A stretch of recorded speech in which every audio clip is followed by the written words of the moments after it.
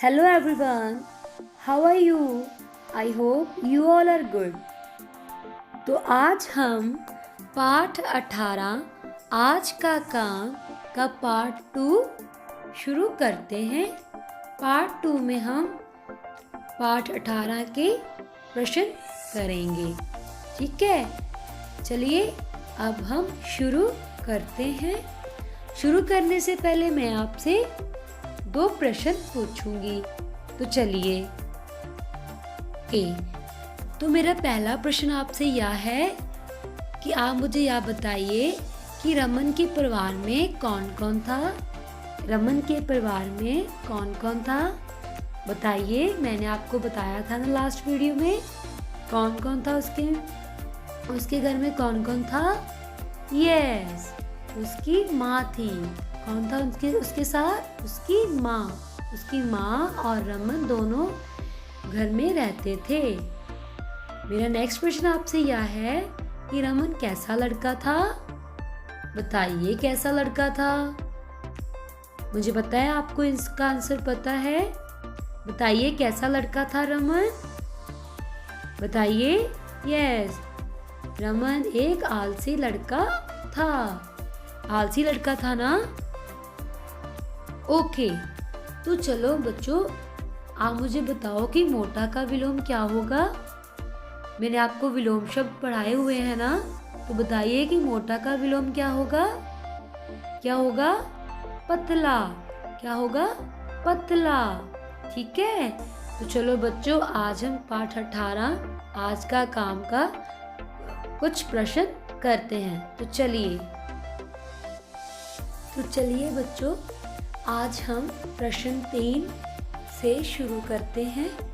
I hope आपने प्रश्न 2 लिखित अपना होमवर्क में कंप्लीट कर लिया होगा। अगर आपको इसमें से कुछ भी डाउट है या कुछ पूछना है आप मुझे कॉल करके पूछ सकते हैं प्रश्न 2 में। Now today we will do प्रश्न number 3। First of all write date and classwork. Write today's date and classwork. You have 10 seconds. Open page number 99. Write date and classwork. पाठ 18 आज का काम। 10 9 8 7 6 5 4 3 2 1.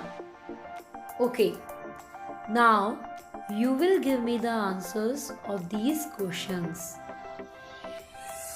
जो सही आंसर होगा उसके आगे सही का निशान और जो गलत होगा उसके आगे गलत का निशान लगाना है। का रमन नियम से रोज 1 लोटा पानी पीता था। बताइए क्या रमन रोज पानी पीता था 1 लोटा। बताइए या सही है या गलत है। बताइए। Yes, I know you know the answer of this question. बताइए ये सही है या गलत है। यस, ये बिल्कुल सही है, तो इसके आगे सही का निशान लगा दें। ओके, नाउ खा रमन एक आलसी लड़का था। बताइए कि क्या रमन एक आलसी लड़का था। Tell me the answer. बताइए या सही है या गलत है। रमन एक आलसी लड़का था। यस, रमन एक आलसी लड़का था, तो ये बिल्कुल सही है। इसके आगे भी सही का निशान लगा दीजिए। गा कुएं से पानी निकालते समय रमन कुएं में गिर गया। बताइए क्या रमन कुएं में गिर गया था। नो। बताइए ये सही है या गलत है। रस्सा गिर गया था ना, तो ये क्या है? गलत है। क्या है? गलत। इसके आगे गलत का निशान लगा दीजिए। रमन ने नारियल के सूखे रेशों से रस्सा बनाया था। बताइए क्या रमन ने सूखे रेशों से रस्सा बनाया था नारियल के। बताइए या सही है या गलत है। ओके, चलो आप मुझे पहले ये बताएं, क्या उसने अपनी माँ को देखा था रस्से बनाते हुए? जब उसकी माँ रस्सा बनाती थी तो उसने अपनी माँ को देखा था। उसने अपनी माँ को नारियल के सूखे रेशों से रस्सा बनाते हुए देखा था। तभी उसके दिमाग में आया कि अब मैं दूसरा रस्सा बना सकता हूँ। तो यह बिल्कुल सही है, रमन ने नारियल के सूखे रेशों से रस्सा बनाया था। तो ये इसके आगे बिल्कुल सही का निशान लगा दे। ड, अब उसका मन खाली बैठने से उब गया था। बताइए, क्या उसका मन सच्ची में उब गया था खाली बैठने से?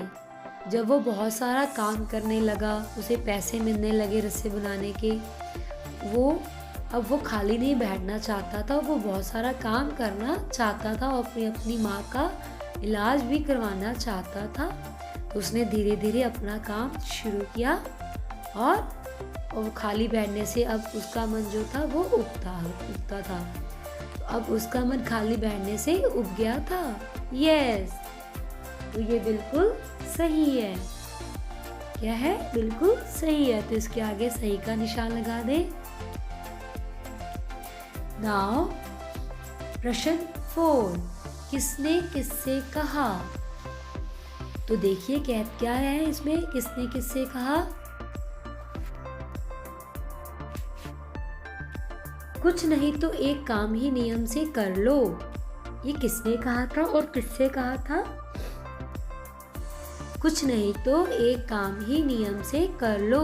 यस, ये रमन की माँ ने कहा था। माँ ने रमन से कहा था ना। यस, माँ, इसका आंसर क्या होगा? माँ, रस्सा 10 रुपए में दूंगा। जब वो रास्ते में चलता आ रहा था तो रमन को एक आदमी मिला। जब उसने उस रस्से का रेट बताया, उसने क्या बोला था कि मैं कितने रुपए में दूंगा? 10 रुपए में दूंगा। कितने रुपए में दूंगा? 10 रुपए में। यस, किसने बोला था? रमन ने। गा, माँ तुम्हारी सीख से मुझे बहुत सुख मिला है। ये किसने बोला था और किससे बोला था? माँ, तुम्हारी सीख से मुझे बहुत सुख मिला है। ये किसने बोला था? रमन ने बोला था। यस। अरे भाई, यह रस्सा क्या बेचने के लिए है? अरे भाई, यह रस्सा क्या बेचने के लिए है? बताइए इसका आंसर क्या होगा? बताइए, मुझे पता है आपको इसका आंसर पता है। किसने कहा था? यस, किसने कहा था? बताइए किसने कहा था? यस, आदमी ने। आदमी ने क्या कहा था रमन से? अरे भाई, यह रस्सा क्या बेचने के लिए है? ठीक है, पहला क्या होगा? कुछ नहीं तो एक काम ही नियम से कर ले। माँ, रस्सा 10 रुपए में दूंगा। रमन, माँ तुम्हारी सीख से मुझे बहुत सुख मिला है। रमन, अरे भाई, यह रस्सा क्या बेचने के लिए है? आदमी। चलिए अब अगला हम लोग प्रश्न करते हैं। जैसे कि विलोम शब्द मैं आपको एक बार पढ़ा चुकी हूँ, पिछले मंथ मैंने आपको विलोम शब्द पढ़ाए हैं। तो अगर आपको विलोम शब्द नहीं पता क्या होते हैं तो आप वो वीडियो देख सकते हैं। विलोम शब्द मतलब उल्टे अर्थ। ठीक है, आइए देखते हैं कि इन खाली स्थान में हम लोग कैसे कैसे विलोम शब्द फिल करेंगे। भाषा ज्ञानी बनो। खाली जगह में उचित विलोम शब्द लिखो। तो यहाँ पे हमें उचित विलोम शब्द लिखने हैं जो कि हमें यहाँ पे दिए हुए हैं। तो अब मुझे आप बताएंगे यहाँ पे क्या लिखना है। फर्स्ट वन इज, सभी डैश चाहते हैं, डैश कोई नहीं चाहता है। बताइए, पहले में नर्क आएगा या स्वर्ग आएगा? स्वर्ग का उल्टा क्या होता है? नर्क। और नर्क का विलोम क्या होता है? स्वर्ग। ठीक है, तो देखते हैं। सभी स्वर्ग चाहते हैं, नर्क कोई नहीं चाहता है। इसका क्या होगा? सभी स्वर्ग चाहते हैं, नर्क कोई नहीं चाहता है। आजकल हम देखते हैं सभी लोग ये कहते हैं कि हमें स्वर्ग ही चाहिए, नर्क बिल्कुल नहीं चाहिए। सेकंड वन, राधा डैश है पर सोहन क्या है? बताइए। अमीर का विलोम क्या होगा? गरीब, और गरीब का क्या होगा? अमीर। तो क्या होगा? राधा अमीर है पर सोहन गरीब है। सही कहा ना मैंने? राधा अमीर है पर सोहन गरीब है। ठीक है।